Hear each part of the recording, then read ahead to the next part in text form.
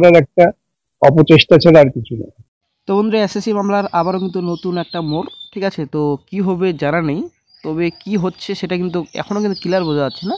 তো কিছু নথি জমা দিতে চায় 26-এ চাকরি বাতিল মামলায় হঠাৎ সুপ্রিম কোর্টের দুয়ারে। এসএসসি কিন্তু এখনও কিন্তু চুপচাপ বসে থাকবে না। তো এসএসসি কিন্তু আবারও নথি পেশ করতে চায় সুপ্রিম কোর্টে। তো এটা কিন্তু আসলে একটা ব্রেকিং আপডেট। দীর্ঘদিন শুনানি হওয়ার পরেও হাইকোর্টে কিন্তু অনেক দিন শুনানি হয় এবং সুপ্রিম কোর্টেও কিন্তু অনেক দিন ধরে শুনানি হচ্ছে। এখন কি বর্তমানে আপডেট রয়েছে, এখন কি নতুন নথি পেশ করতে চায় সুপ্রিম কোর্টে, সেটাই কিন্তু এখন দেখার বিষয়। তো এই বিষয়ে যে আগামী সোমবারের আগে যে নতুন নথি জমা দিতে চায় এসএসসি, তো এই বিষয়ে বিকাশ রঞ্জন স্যার, আইনজীবী বিকাশ রঞ্জন স্যার কী বললেন, তো অবশ্যই আপনারা ভিডিওটি সম্পূর্ণ দেখুন, সমস্ত তথ্য আপনারা পাবেন। তো শুনানিতে এসএসসি আইনজীবী জয়দীপ গুপ্ত জানালেন, যোগ্য অযোগ্য পৃথকীকরণ করে রিপোর্ট দেওয়া হয়েছে। এদিন সুপ্রিম কোর্টে তিনি জানান, র্যাঙ্ক জাম্পিং এবং আউট অফ প্যানেল নিয়ে তাদের কাছে নতুন তথ্য রয়েছে। যোগ্য অযোগ্য বাছাই করা কি সম্ভব? সুপ্রিম কোর্টে সিবিআইয়ের উত্তরে হ্যাঁ বললেও সদুত্তর দিতে পারেনি কোনো রকম এসএসসি। মামলার শুনানি আগে শেষ হয়েছে, অপেক্ষা শুধু রায় ঘোষণার। এরই মধ্যে নতুন করে নথি জমা দিতে চায় মামলা করল এসএসসি। 26,000 চাকরি বাতিল মামলার ফের সুপ্রিম কোর্টের দ্বারস্থ হয়েছে এসএসসি।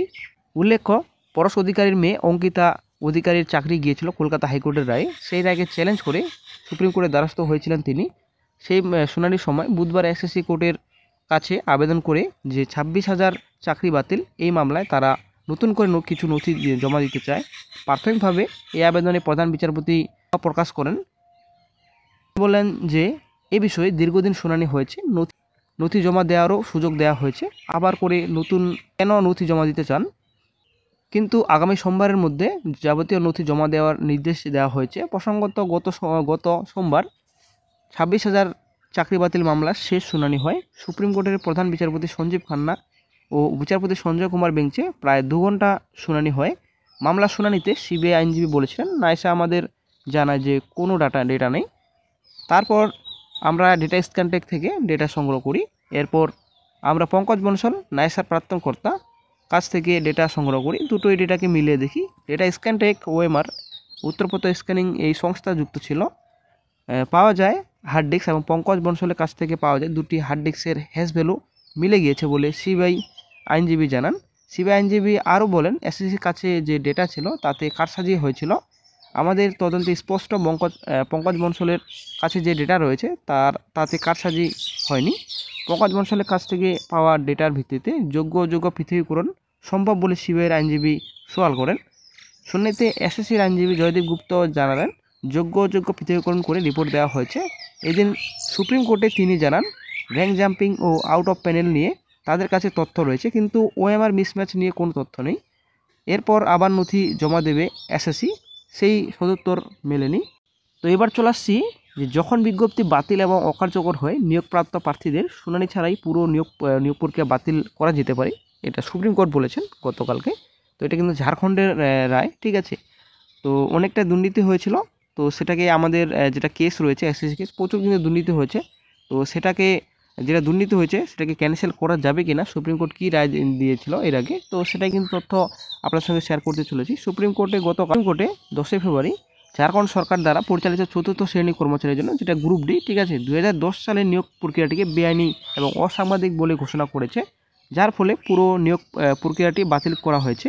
আদালত রাজ্য সরকারকে 6 মাসের মধ্যে এই পদগুলি নতুন বিজ্ঞাপন জারি করার নির্দেশ দেওয়া হয়েছে। তো বন্ধুরা, আশা করি আপনারা বুঝতে পারলেন যে বর্তমানে যেটা এসএসসি 26 কেস রয়েছে, তো সেটা কিন্তু যদি বাই চান্স পুরো প্যানেলটা বাতিলও করে এবং নতুন বিজ্ঞপ্তি জারি করা কিন্তু নির্দেশ দেওয়ার একটা আশা পাওয়া যাচ্ছে। কারণ ব্যাপার হচ্ছে, যদি সে নিয়োগ প্রক্রিয়াটা যদি বেআইনি হয় এবং যেটা গোড়াটাই যদি বেআইনি হয়, তবে প্যানেলটা বাতিল করতে কোনো অসুবিধা হবে না। প্যানেল যদি বাতিল করে দেওয়া হয় তো সেটা কিন্তু ক্লিয়ার হবে আশা করা যায়।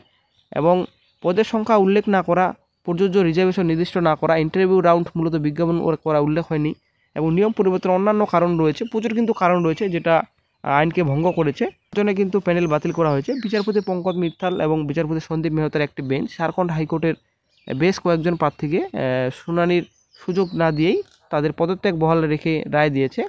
আদালত বলেছে যে একটা অসাংবাদিক প্রক্রিয়ার মাধ্যমে করা নিয়োগগুলিতে রক্ষা করা যাবে না, এমনকি প্রার্থীরা বছরের পর বছর কাজ করলেও এবং তাদের নিয়োগ প্রক্রিয়ার আগে শুনানি না করা হয়। যখন প্রার্থীদের নিয়োগ আইনের একটি বাতিলতা হয় যাতে তারা পদে থাকার অযোগ্য করে তোলে, তখন প্রাকৃতিক ন্যায় বিচারের নীতিগুলি মেনে চলার প্রয়োজন হয় না, বিশেষ করে যখন অনিয়ম হয়। যদি বিষয়ে আইনের দৃষ্টিতে অপ্রচলিত হয়ে থাকে তবে এই ধরনের সিদ্ধান্তের দ্বারা প্রভাবিত হতে পারে। এমন সমস্ত পক্ষের কথা শোনার পর আদেশ দেওয়া একক বিচারকের দায়িত্ব নয়। যদি নিয়োগ প্রক্রিয়া বাতিল হয় তবে ব্যক্তিরা চাকরিতে যোগদান করলেও নিয়োগ বাতিল করা যেতে পারে।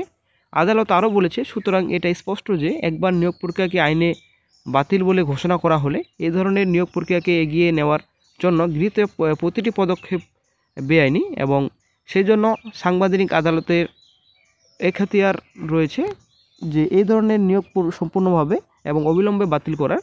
এমনকি এমন পরিস্থিতিতেও আদালতের এই ক্ষমতা হ্রাস করা হয় না যেখানে নিয়োগের প্রস্তাব দেওয়া হয়েছে বা এমনকি চাকরিতে যোগদানের ক্ষেত্রে তৃতীয় পক্ষের অধিকার তৈরি করা হয়েছে। তো বন্ধুরা, আশা করি আপনারা বুঝতে পারলেন যে ঝাড়খণ্ডে যেটা রায়, সেটাই কিন্তু রায় হয়তো আমাদের এক্সাইজ অফিসার চাকরি বাতিল মামলা হতে পারে। ব্যাপার হচ্ছে যেটা গোড়াটাই বেআইনি এবং যেটা দুর্নীতি হয়েছে, প্রচুর দুর্নীতি হয়েছে, সেটাকে অবশ্য তো টোটালি প্যানেলটাই বাতিল করা হতে পারে। সেটাই কিন্তু বড় আপডেট পাওয়া যাবে আশা করা যায় খুব জাজমেন্টে। তবে সোমবারের আগে তো কোনো রকম আর জাজমেন্ট আশা করা যায় না, কারণ সোমবারের আগে তো সেটাকে নির্দেশ দেওয়া হয়েছে যে নতুন কি তো নথি বর্তমানে সাবমিট করতে চায় সেটা সোমবার আগে জমা দিতে হবে। দীর্ঘদিন শুনানি হচ্ছে। কলকাতা হাইকোর্টের ডিভিশন বেঞ্চের জাজমেন্ট কবে হয়ে গেছে, প্রায় 1 বছর হতে চললো।